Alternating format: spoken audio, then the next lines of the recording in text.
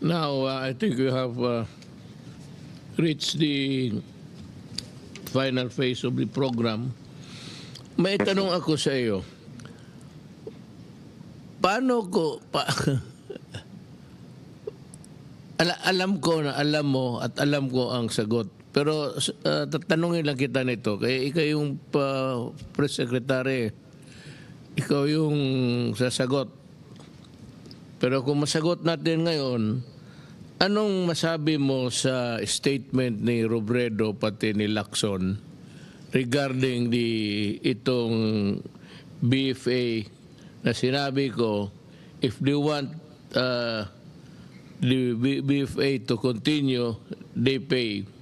Itong dalawa, in short, si Robredo said that I was extorting money from, it's like extorting money from a friendly country.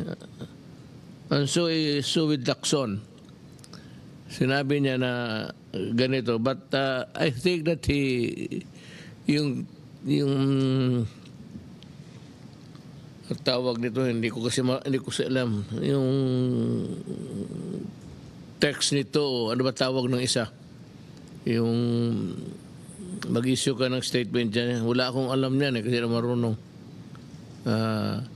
Na it was deleted. Anong masasabi mo sa ano? Well, Mayor, sinagot ko po sila kanina sa aking press briefing. Ang sinabi ko sa larangan ng international law, meron po tayong prinsipyo na a state can incur state responsibility kapag pinayagan niyang gamitin yung teritoryo niya sa isang pamamaraan na makakasira sa ibang estado. Sa ngayon po, in-explain ko ang polisiya natin, independent foreign policy, lahat kaibigan, wala tayong kalaban.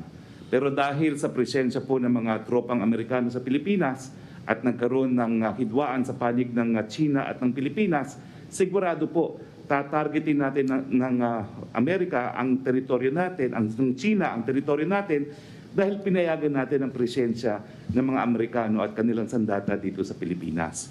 At dahil nga po sa danyos na po pwede nating pagbayaran sa presensya ng mga Amerikano sa ating Pilipinas, dapat lamang na mayroon pong kabayaran ang mga Amerikano para manatili dito sila sa Pilipinas. At pinakita ko po, meron pong isang pag-aaral na pinakita at ang conclusion, napakaliit po talaga ng nakukuha ng Pilipinas. Historically, bagamat tayo po talaga ang kanilang unsinkable warship sa Asia.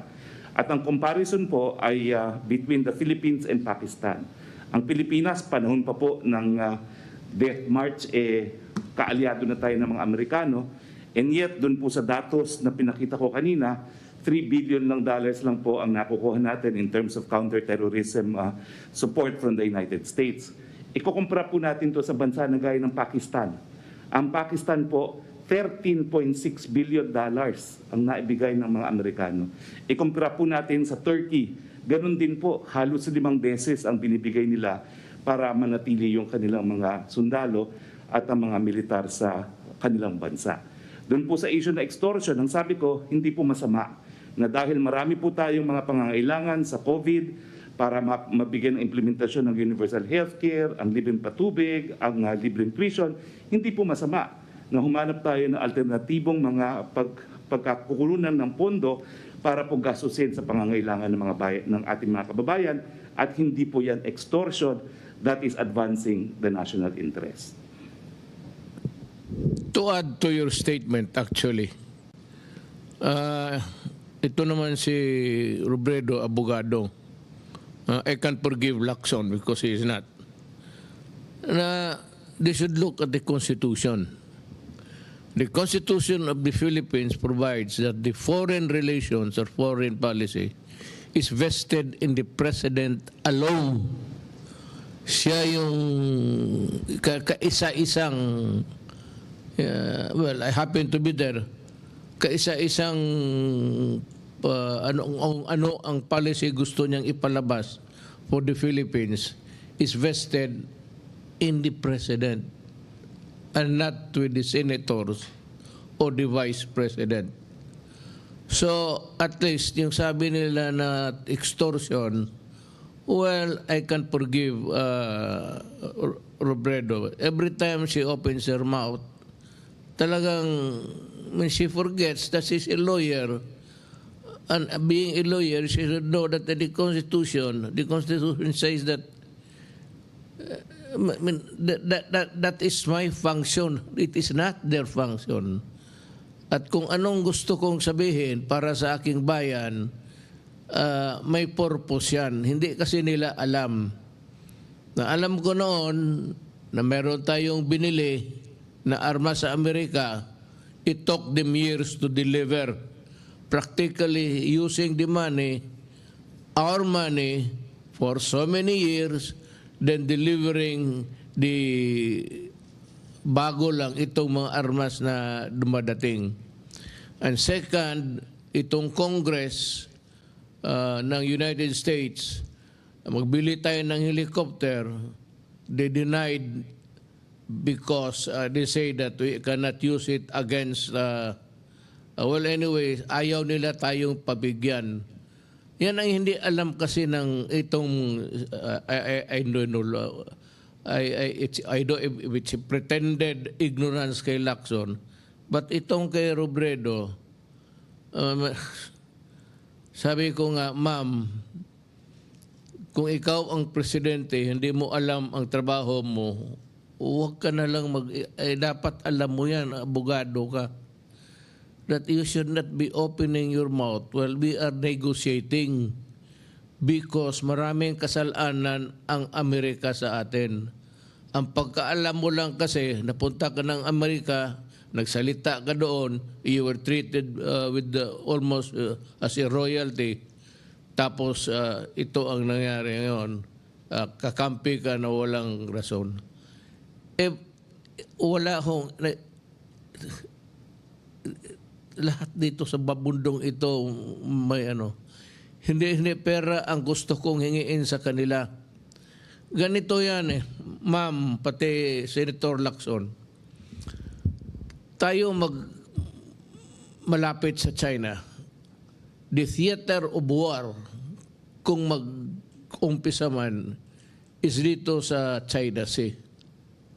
Ngayon, gusto nga natin, pinipilit natin na Amerikano tayo, we should be provided with the arms and armaments that's capable of at least that would place us on equal footing with the other countries at war with us. Kasi titirahin talaga tayo ng China. Wala naman ang Amerikano, wala binibigay. You know, I have talked to so many military guys. Sabi nila, yung war games, it's coming, I think, on May. Ang Amerikano, magdala dito ng mga armas, mag-display sila ng mga equipments and everything. Tapos, ng war games, dinadala nila doon sa, tinuturuan nila ang Pilipino paano gumamit during the war games, and then after that, they go home and bring back their equipment. So, nandyan alam ni General Lorenzana yan. Yan ang lamentations ng Pilipino. Yan ang hindi alam ni Robredo. Ang pagkaalam kasi ni Robredo, parang we are nothing wrong with America and the Philippines. Hindi niya alam na kaya ikaw, ma'am, I'm sorry to say, you are not really qualified to run for president. You do not know your role in this government. Yung foreign relations with other countries is vested on the president alone. Kaya hindi mo alam kung mga pangyayari nung una, antecedent or precedent, na may ginagawa itong mga Amerikano, parang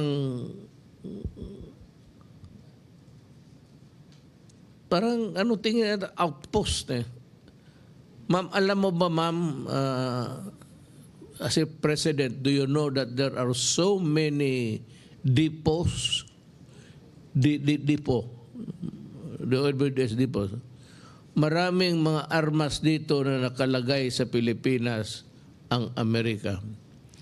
And do you know that they are slowly converting Subic into an American base?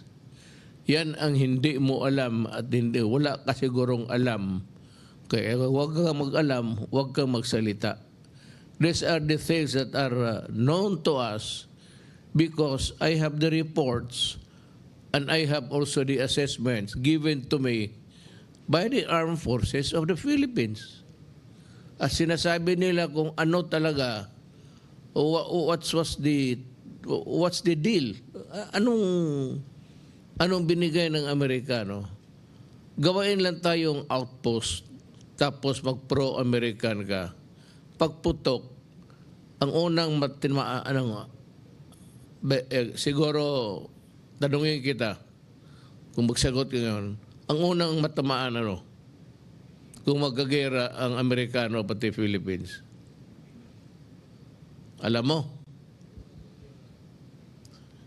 Kung hindi mo alam, sabihin ko sa iyo, the meltdown will start in Palawan. It's the province that's facing the Spratly and everything there. Kaya hindi mo lang alam, in a worst case scenario, kung may isang gago dyan na magpaputok ng isang rocket, gulo na yan.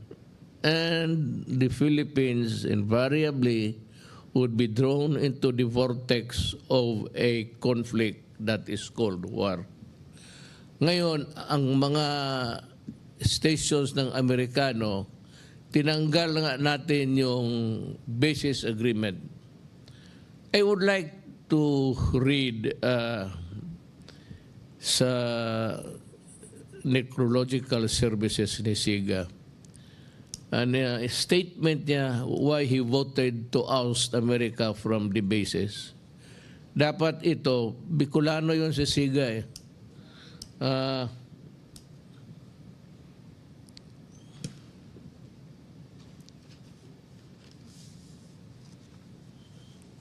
I would address this to the Vice President.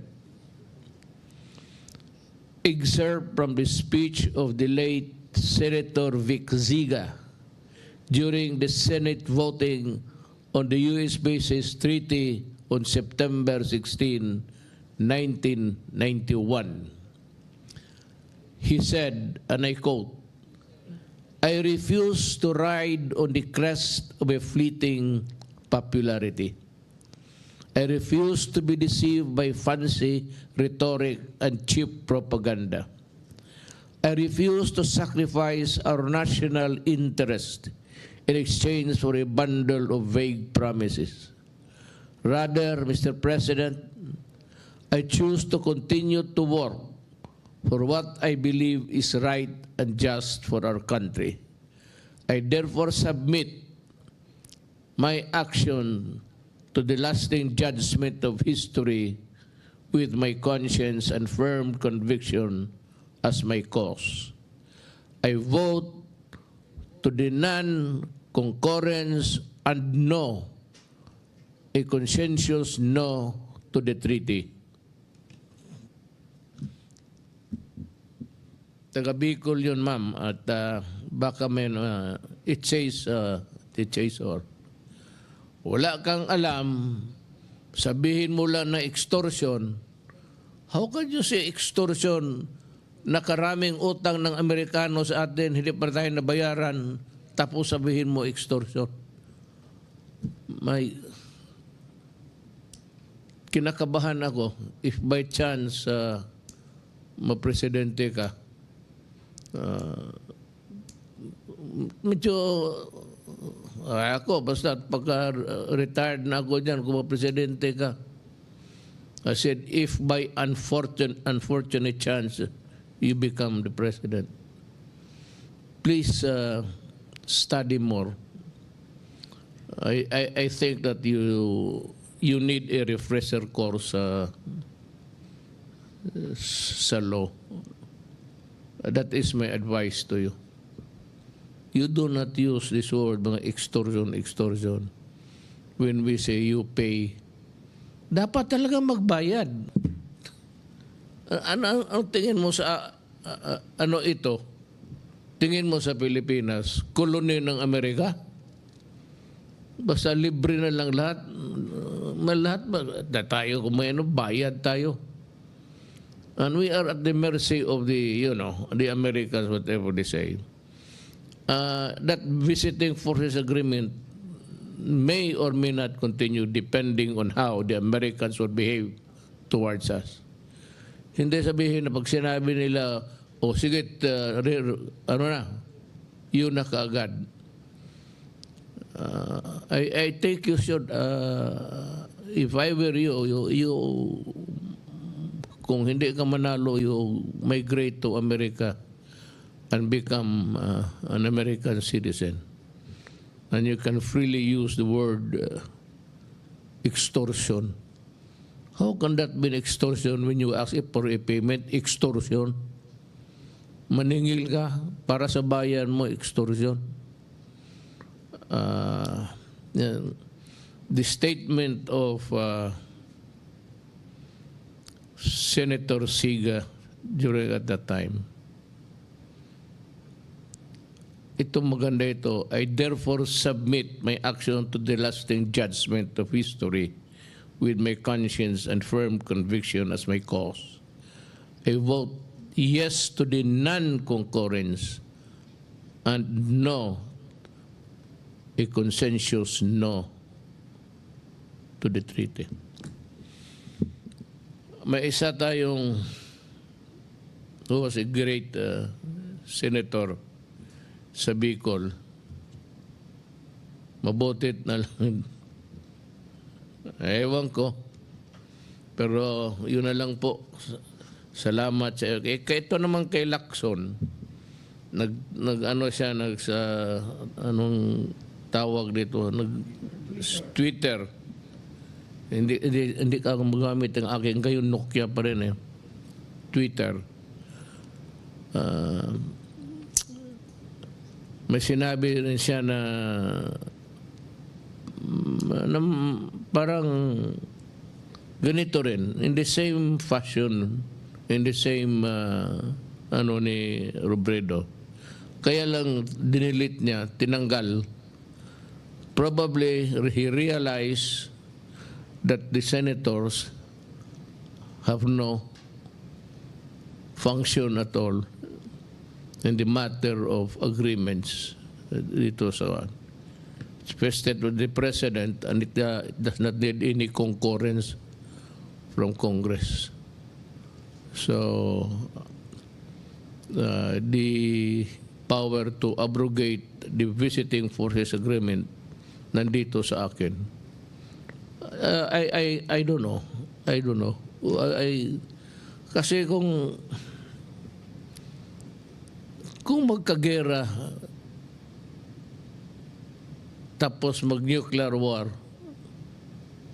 tapos nandito yung armas, nandito dyan sa Subic yung mga barko ng Amerikano, what do you think will happen to Bicol? It's too far away, but it will also melt just like what would happen to the rest of the Philippines. It to reduce us into a barren land where you cannot plant anything except wait to die. The way to die, rather. Alam na, siguro si Lacson na alam niya na tinanggal niya. Pero ito sabihin ko kay Ping, you have been a very cunning and sa mga statement mo. Yung pa-slide mo sa mga sabihin ko sa iyo, and so many other things in the past where you were wrong, bihin ko sa iyo na you have nothing to do with this. I may accept your comments, but please use it in a way. Total hindi naman ito use your use a language that will promote your person, human being. Hindi yung basta-basta ka na lang mag-post-post dyan tapos without really finding out whether you are a part of it or not. Telling you, you are not. So next time, consult a lawyer in your office. And to the Filipino people, maraming salamat po.